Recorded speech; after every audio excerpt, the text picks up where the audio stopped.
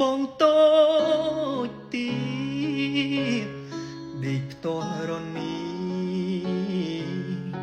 ប្រស្បីដណ្ដអូនកូនអ្នកផ្សាជីវភាពអកកូនអ្នកមានទ្រកូនអ្នកមានសង្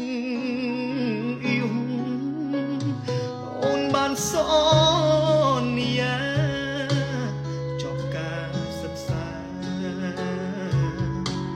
រៀបការនឹងបងអូនចូលដល់ក្រុងអូនលំនឹងភ្លេចស្រកស្រែយើងអូននាងភ្លេចប្របងហើយស្រុក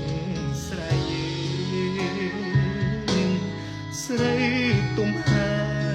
យអូនមកស្រុកទេអូនមកស្រុក